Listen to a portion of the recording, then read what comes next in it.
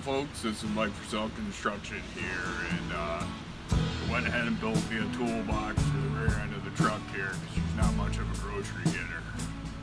It's something I'm very proud of here.